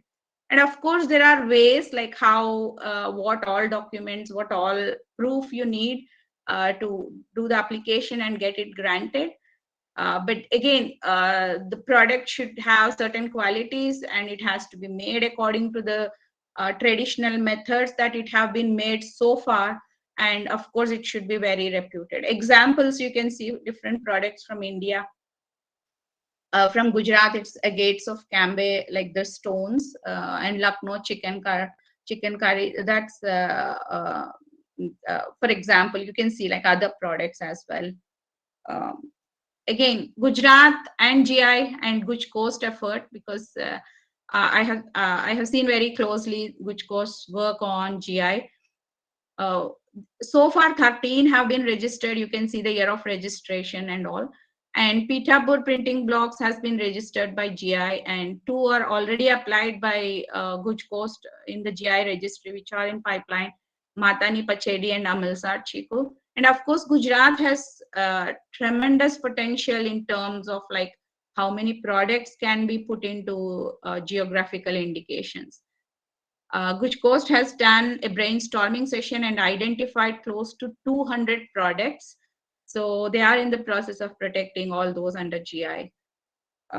So that's all I have on GI and patents. And if you have any questions, I would be very happy to take those questions.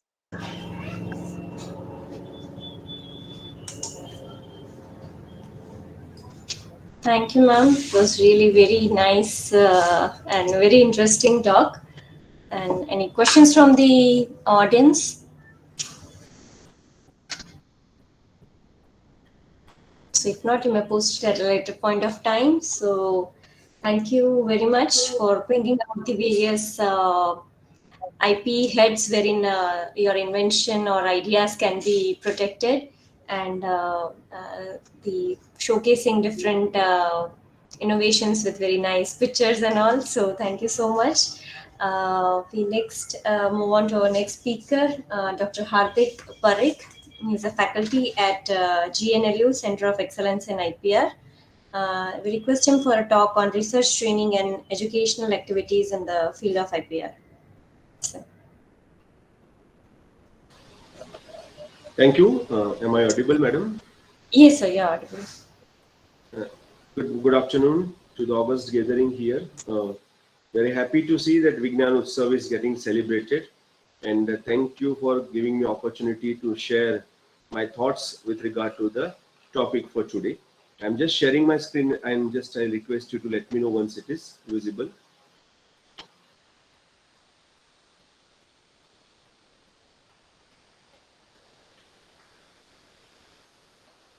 Is it visible to everyone, madam? Yeah, it's loading, sir. Okay.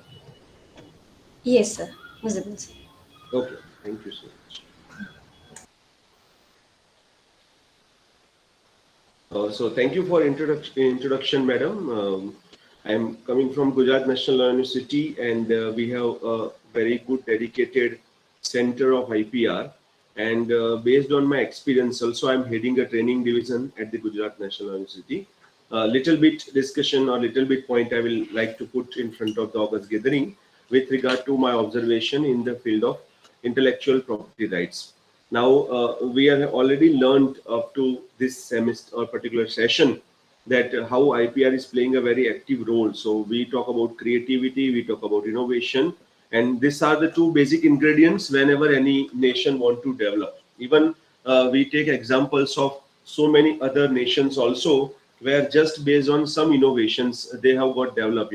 We remember the example of Detroit as a motor city, when the Carl Benz came out with the car, and one average car required multiple gadgets, multiple elements, and then that ultimately giving rise to the entire industry.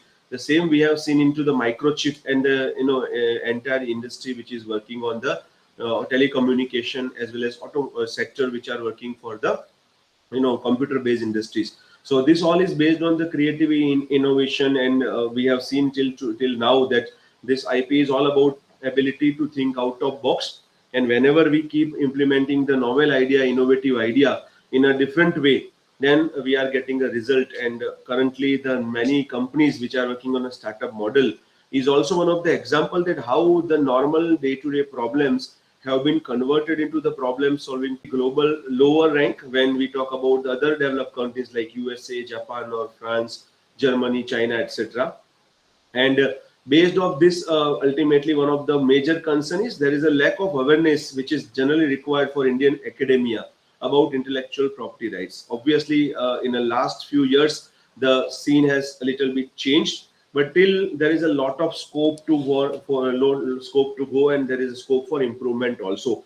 Because generally, we have seen the institutions which are teaching students about literature, arts, commerce, also engineering, and different part of the skill-based training also. But unfortunately, as per observation, we are not able to tell them that how to commercialize the product and how IPR is going to take place about that. And that is why higher education system or higher education institutions are going to adopt the particular model where they can uplift the quality, quantity of intellectual property. And that is what is undergraduate level, postgraduate level, various programs which are available in form of the IP rights management or intellectual property understanding, fundamentals of IPR and commercialization of IPR, IP audit. This all are the need of the hour. When we talk about the global innovation index of a nation, there was a report in the year 2021 of the US Chamber of the Commerce Global Innovation Policy Center that out of 53 global economics in a IP index, India had position of 48th. So there is also great scope of improvement where we can increase the awareness in form of the intellectual property, and with due respect to all, the discussion and all the aspects of IPR is becoming limited to certain class of the people, certain class of the student or certain class of the society only. So proactive learners are always getting benefit, but people who are required to learn are having a little bit aspect, and that is why other countries we are going for way behind.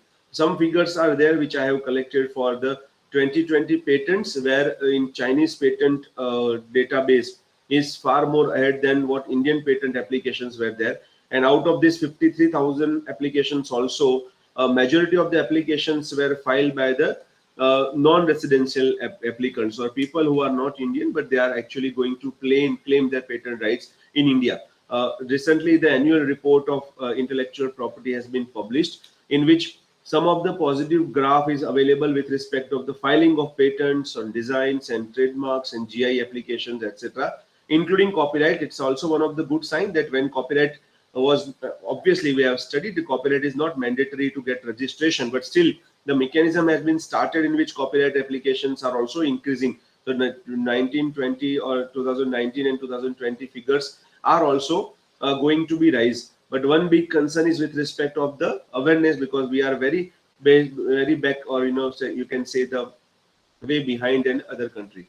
So this all figures of last 5 years are actually highlighting that there is a dearth need, that we should have the ideas with respect of IPR awareness, etc. And in order to promote the intellectual property, we always take reference of National Intellectual Property Rights Policy, one of the unique policy, as learned speaker earlier has already introduced, that the unique intellectual property right policy has first time given certain guideline or roadmap that what should be a nation's approach in order to protect the intellectual property, and how the education training should be made very important.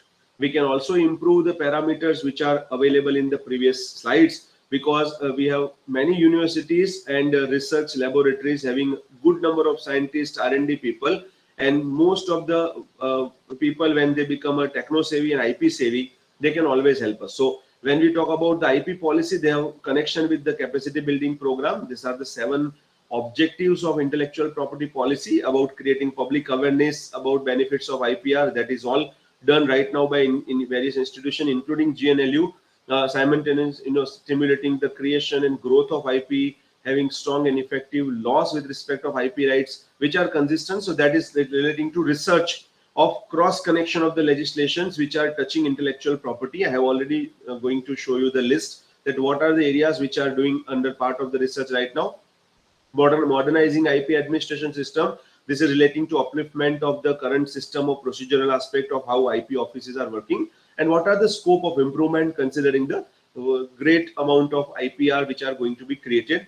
Also catalyzing, commercializing, strengthening the enforcement and adjudicatory mechanism, which is one of the concern, because when we talk about any IPR or any right per se, it is actually going for the legal system. And when we have a legal system in form of the criminal system or civil law system, criminal law system, somewhere the pendency of the cases, acceptance of the cases by the court by considering its importance, are little bit showing a concern because of the disposal ratio also. So IP policy is also creating or emphasizing that there should be some mechanism so that adjudication of the IP disputes can take a speedier disposal. And finally, capacity development by strengthening and expanding human resource, institutional training, research and skill building in IP, which is important mandate of the IP policy and which is also done. Now, when we talk about the IP research, training and education, WIPO's role is also very important. I'm sure that audiences already introduced to the World Intellectual Property Rights Organization, established in the year 1970, and we call it as a kind of umbrella institution with respect of promotion of intellectual property at the global level.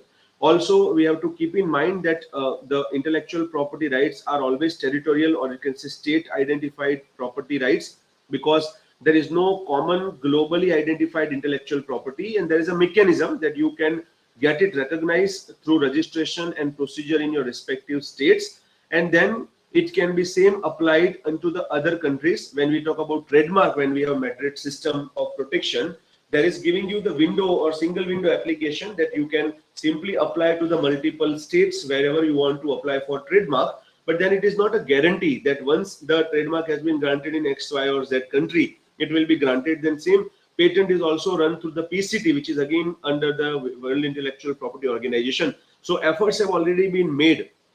And whenever IPR awareness is concerned, right now we are in a wall-less world where it is very quick and frequent that any trademark or copyright per se or design per se registered and protected in one part of the world is possible to be exploited in other part of the world, because right now, because of the virtual telecommunication revolution, these things has become very important. So WIPO's role is also very important, not only for protection but for education also, because out of 193 members of the 193 member states, 132 members are from developing countries, including India, and multiple conventions are there. I am not discussing that because of the paucity of the time, but again and again, multiple conventions at the international level are getting signed and executed by WIPO, and then they are going to bring lot of changes into the IP regime of the country. And name of the few are Madrid Convention, Hague, Nice, and Lisbon Unions, and treaties which are there for the different kind of IPs for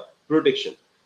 Now, coming to the research in field of IPR, when we have got exposed to the various existing traditional IPs. There is a concept of the hard IP and soft IPs. So hard IP are which can be considered that they are properly regularized by the legislation in a particular state. So we have Patent Act, we have Trademark Act, we have Copyright, Geographical Indication, Semiconductor, Layout Design, Plant Variety Protection. This all laws we have. But apart from that, there is a great research and great educational research, we can say, because these are the areas which are identified. Obviously, there are only few, but there are multiple areas like overlapping of intellectual property. Can you claim patent and trademark and copyright both? Can you claim copyright and design both? What will be the repercussions where you have to choose from one IP to other? So there's a great field of research which is done by the academic institutions like us, and we motivate the students and scholars to do research in the field of IP. And for that, new form of IPR which are existing in the world. So whenever you think like you take example of the revolution which is done into telecommunication sector. So once upon a time, performance rights and broadcasting right was not there as a part of the copyright at all. But when we got amendment, more particularly in the year 1994 onwards, now we identified the performance rights as an important right, and then we have given a special rights to them. And by 2012 amendment, we have also given the moral rights of performers in a copyright law. So new form of IPRs are also coming into the world, which also give example of the non-conventional trademark like olfactory mark or the smell marks. So we never know, but other countries of the world have got a mechanism. In India also, we do the research on the field that how new forms of IPR may come into existence and how it can be protected.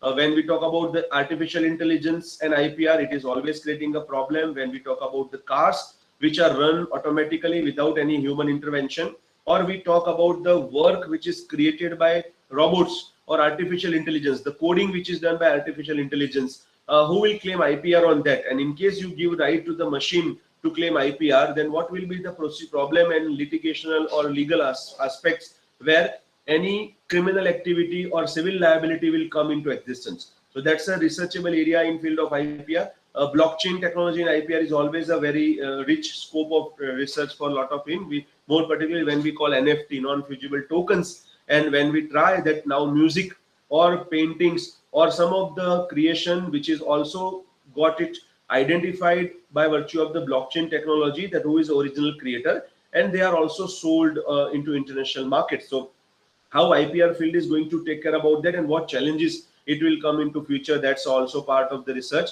Overlapping of IT and IPR, you take example of the domain names into international into regime. So how domain names are there and how domain name and trademark has overlapping. Similarly, recently the intermediary liability, intermediary rules which have been introduced by the government of India, how it is going to touch the copyright law, where you not only put the liability on the OTT platform, news channel platform in order to regulate or self-regulation, but how the copyright aspect will be coming. So these are the examples that how information technology law and IPR are coming to the surface. Trade secret legislation is a very rich area of research because India, we don't have direct legislation except the contractual aspect to protect the trade secrets. So that is becoming a rich area of research. Utility patent and innovative practices. We have seen that in various states, there are entrepreneurs, there are certain mechanics who have a innovative mindset, and they come out with the unique technology in order to remove the hurdles of the people which they are facing in day-to-day life.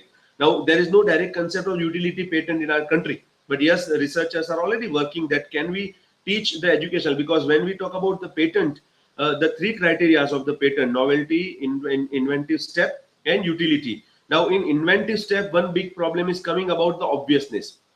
So suppose there is a workshop modification or some of the improvements in the existing legislation you have done, they may not be able to get patent because of their becoming obvious. But does it mean that you should completely not allow any kind of IP protection on the work which is done, which is also not passing the strict criteria of the Patent Act, but still it is required to be identified? So many institutions are working that now government should grant any kind of utility rights, not in form of the full patent rights, but little bit rights which are not equal to the patent, but some kind of rights can be given so that the exploitation can happen. Traditional knowledge is always a good area of IP protection because the Ayush Mantralaya, the TKDL, Traditional Knowledge Digital Library, so that the biopiracy issues can be stopped and the successory norms and habits and practices which is protected by some of the families and some of the community can be protected as IPR. It's an emerging researchable issue. Issues connected with the biodiversity and biotechnology are also there, more particularly when the biotechnological aspects are used and scientific inventions have been made. What will be the repercussions of granting IPR to them? IPR and agricultural aspect is coming in form of the Plant Variety Protection, because generally we club it with the Plant Variety Protection Act and the Seeds Act. It is also one of the criticism which is available, that when the Plant Variety Protection Act has been identified and practiced, is it actually for the farmers or some of the seed companies? So technically, how farmers' rights will be able to be helpful, and what research is possible? And finally, the procedural hurdles in IPR mechanism, which is also one of the target of the policy which is done, which is available in form of IP, because the IPR aspect or doing research in field of IPR is one aspect, but practical exploitation of IPR is a second aspect. And third aspect is the Iep enforcement. So when we talk about the research and awareness, that's a very first step. But when this enforcement or when this IPR awareness is resulting into grant of right, and when there's a big queue waiting for grant of IPR, and when the mechanism is something in which the IPR granting will take some years, it is also not solving the purpose of having intellectual property. And that is why some other hurdles are also identified. Already the government departments are working for that through the different agencies, and they are trying to solve out the issue. So education, research in field of IP is one of the aspects. Coming to the last portion, training. Based on this, as I told you, that there is a dire need that IPR training should be available, and I'm very happy that now multiple institutions have started initiatives online as well as offline mode both, where they start giving the courses, sometime nominal fees, sometime free of cost also, to the people. So name of the few institutions on courses which are available, including GNLU initiative also, which I am going to highlight, like Public Awareness Training Awareness Program by RGA, Rajiv Gandhi National Institute of the Intellectual Property Management, Nagpur. Then by IP Promotion Outreach Foundation, Ahmedabad, various training courses are getting offered to the students and also to the people who are already working in a corporate sector, IPR research and development sector, like basics of IP, patent search and publication, specification drafting, IP commercialization, valuation, licensing, cyber law and IPR aspect also. Then the Center of Technology Information for Forecasting and Assessment Council by New Delhi, on-job IPR training through knowledge and involvement research through nurturing. That is called Kiran IPR scheme is also available. Few other institutions are also there, like Indira Gandhi National Open University, New Delhi, then Bioinformatics Institution of India, Noida, then GNA Patent, Gurukul, Mumbai, University of Hyderabad, Institute of the Intellectual Property Studies, Mumbai, as well as BHU Banaras, and multiple institutions are there, including the SRISTI, there is a Society for Research and Initiative for Sustainable Technological and Institution, Ahmedabad, are offering PG diploma and IPR program to the students who are willing to learn in the field of IPR. Even when I talk about the GUJCOST, I'm very happy and very grateful that GUJCOST has established a chair for intellectual property excellence in Gujarat National Law University, Gandhinagar, and for conducting research, training and institutions. And I'm very proud that we have already launched the PG diploma and intellectual property program. This is the second year which is going on. From the 2020 and 2021 batch is already successfully passed. And apart from that, the NILSAR Hyderabad, if you talk about Center for Intellectual Property Research Advocacy, Bangalore, Asian School of Cyber Laws, Pune, are offering the courses. Like now, when we are in a lockdown mode and when people are not able to attend the classes and learn, online education is also very popular. So there are a few other institutions which I will just like to highlight, like FICCI, Federation of Indian Chambers of Commerce, New Delhi, have a lot of courses like IP protection and commercialization, then online certificate course on intellectual property, then online certificate course on intellectual property, and diploma also. So these all courses are also done by the FICCI. There is a very great platform which is provided by the Government of India, University of HR, Human Resource, like a national program for technology enhanced learning. There's a NPTEL and IIT collaboration and sometimes other university collaboration. And the platform is offered in form of the MOOC. There is a massive open online courses, and SWAYAM platform is also working, where quite a few courses are available with respect of IP, say for example IPR and competition law, IPR and patent, patent drafting, similarly. And finally, when we talk about the WIPO e-learning centers initiatives are also there. So that the WIPO has also started offering courses on intellectual property protection, intellectual property in a specific aspect also, and on the sometime nominal fees and sometime charging some amount or sometime free of course also. And then Coursera, edX, Udemy, these all courses and platforms are also helpful. So when we talk about the teaching, research and training of intellectual property, it is a need of the hour. Just there is need that this all platforms are required to be highlighted and publicized among the people, students. We are very happy that even GUJCOST and the help of the GUJCOST, when there's a collaboration with a lot of engineering institutions, scientific institutions, law institutions, have a very good aspect. But I think that IPR is not only subject of technology, it is a subject of law also, because technically after granting IPR, there is a legal environment or legal requirement is there where you get understanding about the legal mechanism and then you can successfully get it enforced. So again, when a lot of institutions have worked and it will be continued for working together. And near future also we see that the people, the way even when we interact with the student in UG level, PG level, and as well PG diploma IPS students, they are also showing a great care and concern, and they are also very happy that we are learning this all aspect. So I think this all initiative will definitely bring the IP environment of the nation at the higher level, because knowledge is always considered to be the power. So that was a little bit portion from discussion based on my experience with respect of the topic today. I wish a very happy celebration and for Vigyan Utsav to all the participants today. Thank you so much. Thank you very much, sir. Thank you for bringing out the various research, training and educational activities in the field of IPR. And today's discussion means all through our speakers, starting from Yashwant sir, Rashmi ma'am, it is definitely like an eye-opening what are the existing situation, how we can take it forward. The roadmap has been really brought out very well.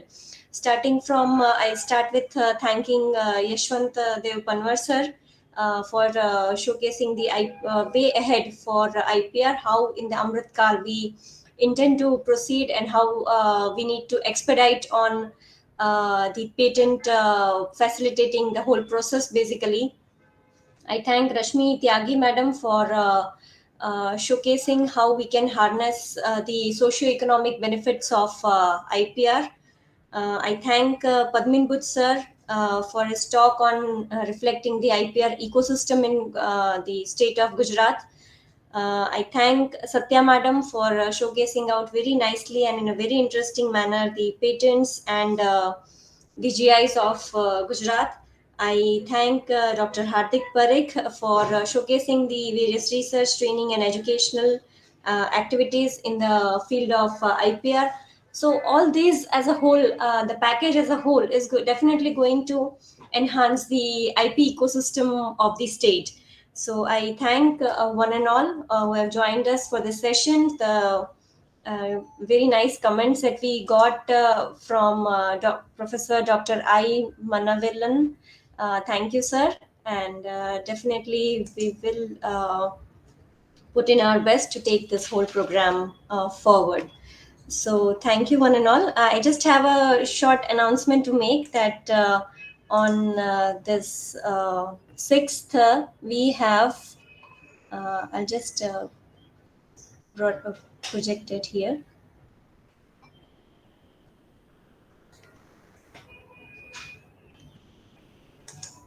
Just a moment.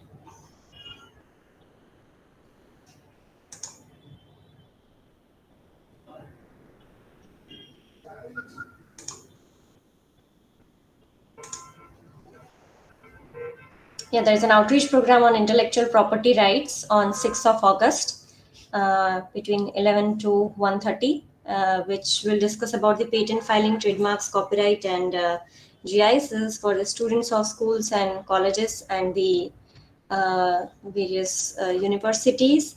And I just share in the chat box, I'm putting the link for registration.